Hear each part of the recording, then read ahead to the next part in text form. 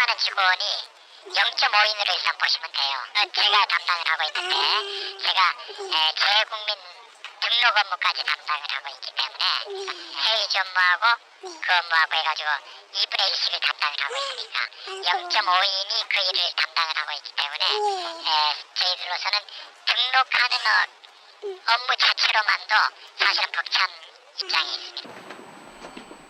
지난 1999년 외교통상부는 해외 이주알선 업체를 허가제에서 등록제로 조건을 완화시켰고 그 결과 업체 수는 기하급수적으로 증가했습니다. 하지만 그에 따른 부작용도 나타났습니다. 허가제 상황에서는 사실 이렇게 또 쉽지는 않았어요. 이제 까다롭고 모든 자격 기준이 까다로웠는데 이제 정부에서 이제는 이제 모든 것이 자율화가 되는 이런 상황이니까 규제를 풀어야 되지 않겠냐 이런 차원에서 규제를 푸는 것 같아요. 그래서 이제 등록제로 바뀌었는데 등록제로 바뀐 뒤로는 뭐 표면적으로 보기에는 이것이 좋은 사업이다 이렇게 생각하는 사람들이 전문성이 없는 이런 사람들이 막 등록을 막 하고 난립이 되는 이런 상황이 된 거죠. 사실상 자본금 1억 원과 보증보험에만 가입하면 누구나 업체를 차릴 수 있게 된 상황. 하지만 낮아진 진입장벽에 상응하는 관리감독은 이루어지지 못했다는 지적입니다. 현재 이주 업무를 하고 싶어하는 사람들은 누구나 여건만 충족시켜주면 두 가지 여건만 즉 이제 법인의 1억 자본금하고 보증보험만 이제 충족시켜주면 이제 등록이 됩니다. 누구나 할 수 있는 이러한 체제가 되다 보니까 뭐 사무실을 가지고 있거나 또 다른 유사 업종을 하는 사람들이 뭐 예를 들어서 뭐 여행사라든지 혹은 뭐 이제 그 유학원이라든지 이런 데서도 할 수 있잖아요. 등록만 해놓으면은 뭐 그런 경우도 있을 거고. 취재 당시 외교통상부에 등록된 해외 이주 알선 업체 188개 중 정상적으로 운영되고 있는 업체는 절반에도 못 미치는 85개입니다.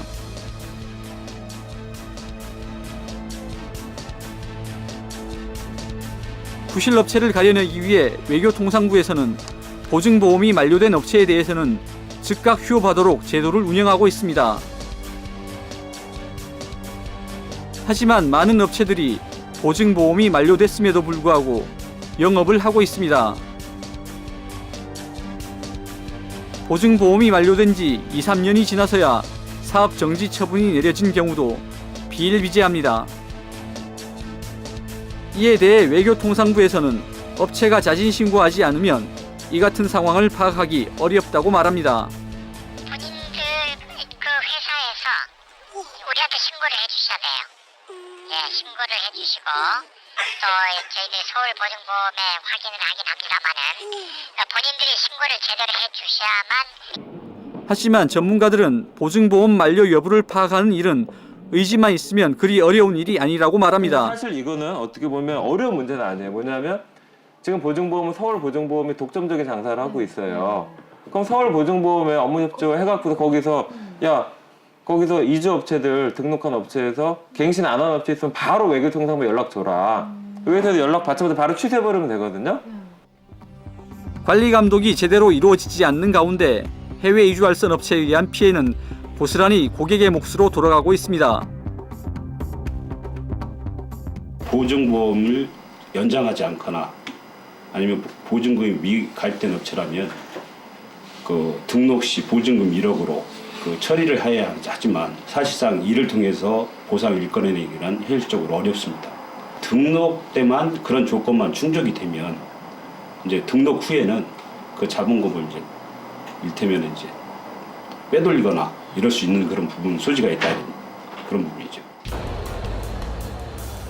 지난 9월 서울 코엑스에서 열린 해외 유학 이민 박람회. 25개국 490여 개의 학교와 기관이 참여한 박람회에는 이민과 유학 정보를 얻기 위해 모인 사람들로 발 디딜 틈이 없을 정도입니다.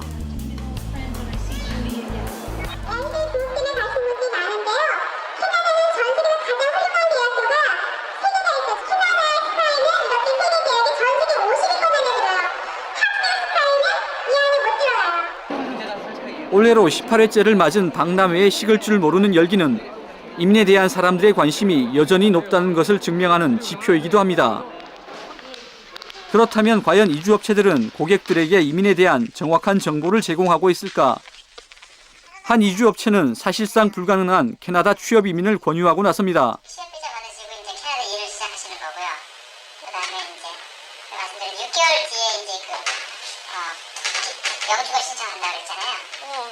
이때 이제 저희가 추가로 이제 주는 거예요. 사춘불? 네, 이때 추가로 영주권 신청하시는 거예요. 전체적으로 이 기간이 한 1년 정도 걸쳐서 이렇게 내시는 거라고 보시면 돼요. 또 다른 이민업체.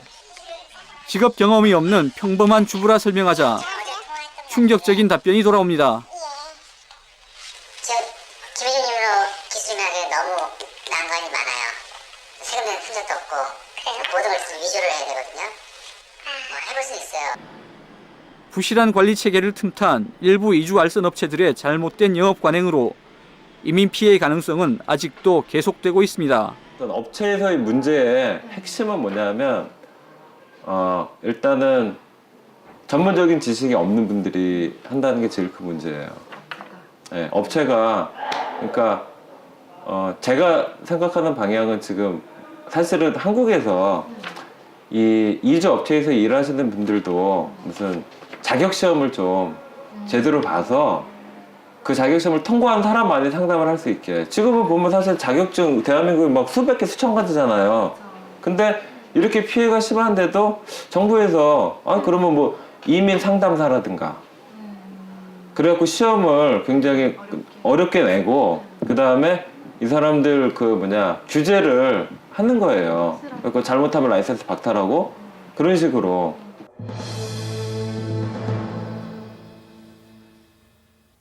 네, 해외 이주 알선 업체를 이제 관리하고 있는 곳이 그 외교통상부 아닙니까? 이곳에 등록되어 있는 업체라는 사실만으로도 그 이민자들이 상당히 안심했을 것 같아요. 네, 취재 중에 만난 이민자들도 외교통상부에 등록된 이주 알선 업체라는 점에서 더 믿음이 갔다고 합니다. 그런데 현재 해외 이주 알선 업체는 자본금 1억 원에 3억 원 보증보험에만 가입하면 누구나 등록할 수 있습니다. 3억 원 보증보험의 연 보험료가 약 200만 원 정도 되니까 실제로 초기 자금 1억 원에 연 200만 원만 있으면 업체를 운영할 수 있는 것입니다.